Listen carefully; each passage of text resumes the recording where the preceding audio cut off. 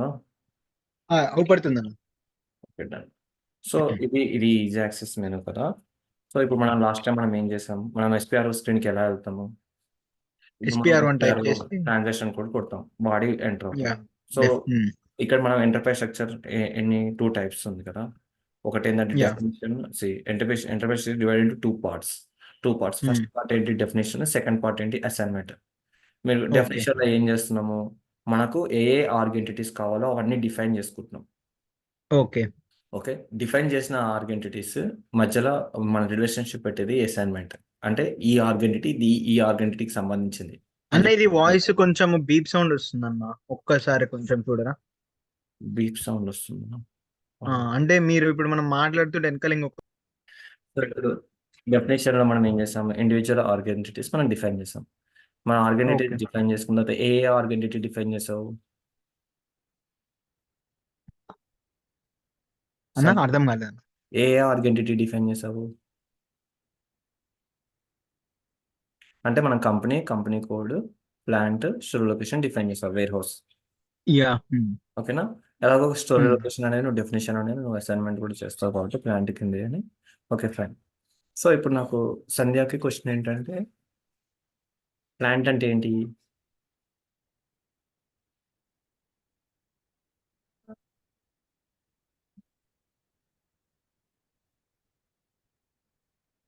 It defines structure as okay, పర్లేదు. అంటే నేను జస్ట్ మీకు ఏంటంటే ఇక్కడ జస్ట్ మీకు ఒక క్లారిటీ కావాలని చెప్పాను. అంటే మీరు ప్రాక్టీస్ చేయాలి రోజు. ఓకే.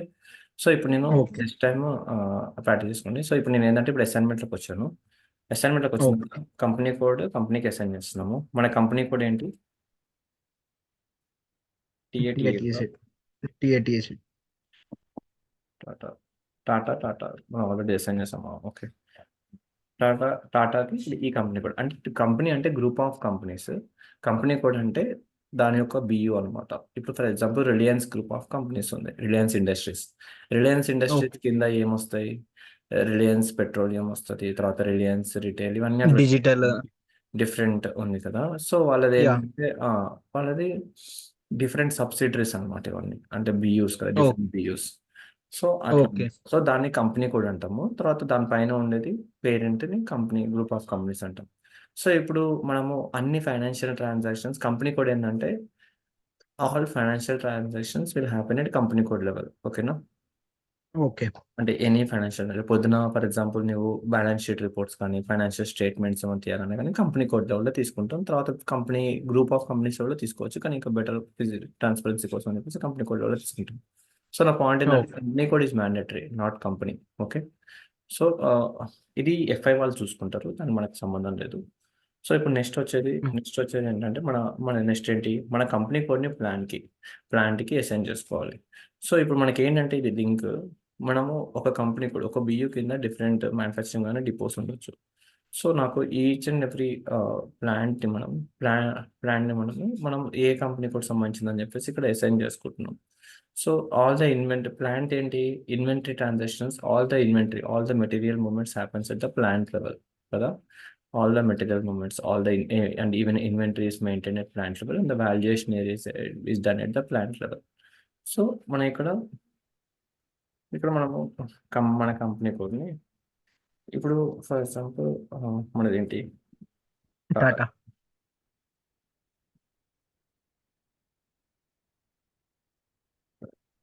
ప్లాంట్ ఏం పెట్టాము? సో,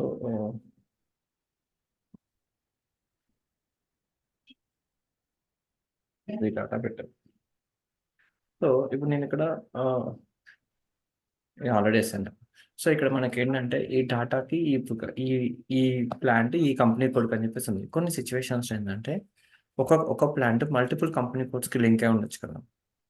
యా అంటే క్రాస్ కంపెనీ కోడ్ దాని సో, మనకి అన్న, ఇప్పుడు ఇది ప్లాంట్ కోడ్ అనేది మనం ఇష్టం వచ్చింది పిక్ చేసుకోవచ్చా, లేకపోతే అవి అక్కడ ఉన్నాయి చూస్ చేసుకోవాలా? ఇప్పుడు ఫర్ ఎగ్జాంపుల్ నువ్వు అడిగేదానికి ఏంటంటే, ఇప్పుడు నీదో కంపెనీ ఉంది. ఓకే నీ కంపెనీకి నువ్వు హైరార్కీ సెటప్ చేసుకుంటున్నావు. ఓకే నీ కంపెనీలో ఉన్న ప్లాన్‌ని సెలెక్ట్ చేసుకుంటావా? పక్కోడి కంపెనీలో ఉన్న ప్లాన్ సెలెక్ట్ చేసుకుంటావా? నా కంపెనీలో ఉన్నదే సెలెక్ట్ ఆ! చేసుకుంటా. అంతే కదా! ఇది ఐడియాస్ సిస్టమ్ కాబట్టి నీకేందంటే ప్రతి ఒక్కరు ఇష్టం ఉన్నది క్రియేట్ చేసుకున్నారు. సో, మనకు గుర్తులేదు కాబట్టి చేసాం. కానీ రియల్ కంపెనీలో ఇట్లా ఉండదు. ఓకే. ఓకేనా? సో, నీదేందంటే ఓకే. ఉంటాయి సేమ్ కంపెనీది డిఫరెంట్ కంట్రీస్‌ది, డిఫరెంట్ లొకేషన్స్‌ది ప్లాన్స్ ఉంటాయి. కానీ ఓకే. నీకు ఇలా చేయమన్నమాట. సో, ఇప్పుడేందంటే నీకు ఆల్రెడీ అసైన్ అయిపోయింది కాబట్టి ఓకే ఫైన్. ఇప్పుడు నాకు ఓకే. ఇక్కడ అసైన్ చేశాను. సో, ఇప్పుడు నేను హ్మ్. మళ్ళీ అసైన్‌మెంట్ అయిపోయిన తర్వాత ఏంటి?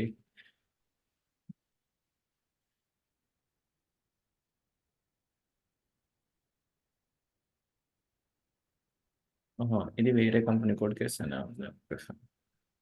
పేమెంట్ రీడ్ చేస్తున్నాను.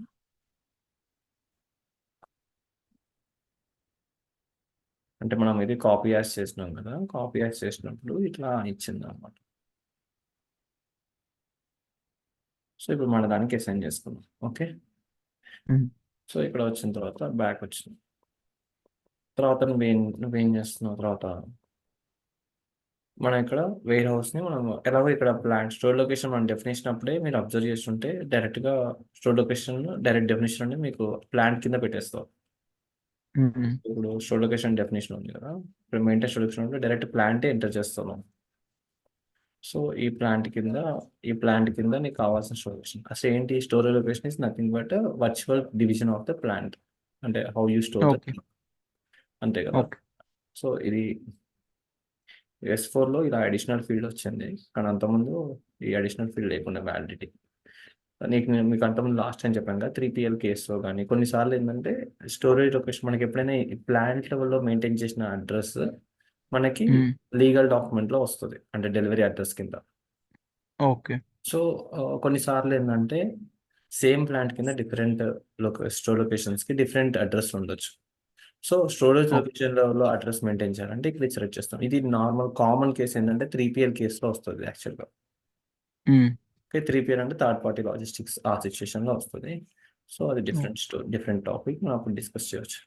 సో, ఇప్పుడు ఇక్కడ ఏందంటే నా అల్టిమేట్ ఏందంటే నా వేర్ హౌస్. వేర్ హౌస్ దేని కింద వస్తుంది?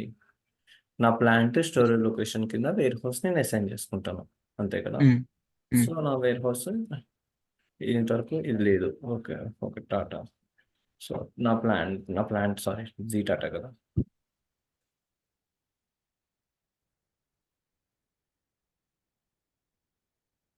నా ఏ స్టోర్ ఈ దీంట్లో ఏ స్టోర్ లొకేషన్స్ ఉన్నాయి? 2 ఉన్నాయి. ఇందులో ఒక స్టోరేజ్ లొకేషన్‌ని మనం వేర్ హౌస్ అసైన్ చేస్తున్నాం. మనం ఓహ్! వేర్ హౌస్ నేమ్ ఏం పెట్టినాము?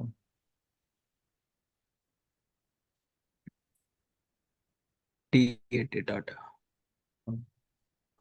సో, టీ80 పెట్టాం. సో, ఇక్కడ మనం పెట్టేసి ఇక్కడ సేవ్ చేస్తాం. సో, ఎప్పుడైనా గుర్తుంచుకోవాల్సింది వేర్ హౌస్ దేని కింద వస్తుంది? స్టోరేజ్ లొకేషన్ కింద వస్తుంది. అంతే కదా! హ్మ్. అది హ్మ్. నీకు క్లారిటీ ఉంది.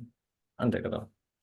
సో, ఇప్పుడు నీకు వేర్ హౌస్ ట్రాన్సాక్షన్స్ అయ్యాయి. ఇప్పుడు యాక్చువల్‌గా ఏందంటే కంపల్సరీగా ఇప్పుడు ఫర్ ఎగ్జాంపుల్ ఇప్పుడు ప్లాంట్ ఉంది. ఈ ప్లాంట్‌లో 2 స్టోర్ లొకేషన్స్ ఉన్నాయి. ఒక ప్లాంట్ కింద ఫినిష్డ్ గూడ్స్ ఉంది. ఒక ప్లాంట్ కింద ఒక స్టోర్ లొకేషన్‌లో ఫినిష్డ్ గూడ్స్, ఒక స్టోర్ లొకేషన్‌లో రా మెటీరియల్. ఈ 2 ఉన్నాయి. ఓకే. ఇప్పుడు ఇక్కడ రా ఉన్నాయి. ఇందులో నేనేందంటే ఒకదానికేమో వేర్ హౌస్ పెడుతున్నా. ఒకదానికి వేర్ హౌస్ పెట్టట్లేదు. అంటే ఇక్కడ ట్రాన్సాక్షన్స్ అన్నీ స్టోరేజ్ లొకేషన్‌లో జరుగుతాయి. ఇక్కడ వేర్ హౌస్‌లో జరుగుతాయి. క్లారిటీ ఉంది కదా! సో, హ్మ్. అంటే ఒక ప్లాంట్‌లో ఒకదానికి నేను వేర్ హౌస్ పెట్టొచ్చు, పెట్టకపోవచ్చు. అంటే సో, ఆల్వేస్ వేర్ హౌస్ అనేది స్టోర్ లొకేషన్ కింద వస్తది. అది క్లారిటీ తీసుకోండి. ఓకే. సో, ఇప్పుడు ఫర్ ఎగ్జాంపుల్ ఇప్పుడు నేను ఒక ప్లాన్ టాటా ఉంది. మీ ఇష్టం ఉంది. సో, ఇప్పుడు నేను ఇట్లా అసైన్ చేసుకోవచ్చా? చేసుకోరాదు. ఎందుకంటే ఈ కాంబినేషన్‌లో ఒకటే వేర్ హౌస్ రావాలి. ఓకే. ఓకే. సో, మీకు క్లారిటీ వచ్చింది కదా! ఇది అసైన్‌మెంట్ పార్ట్ అన్నమాట. ఇది అసైన్‌మెంట్ ఓకే. అన్నమాట. సో, మనకి ఇది చేయండి. ఇది అయిపోయిన తర్వాత నెక్స్ట్ మనం మాస్టర్ డేటాకి వెళ్తామనమాట. సో, అయితే హ్మ్. ఇప్పుడు నేనేంటంటే ఇప్పుడు మీరు ఫస్ట్ మీరు ఇది ప్రాక్టీస్ చేయండి. Definition assignment. Okay. Definition assignment practice చేసిన తర్వాత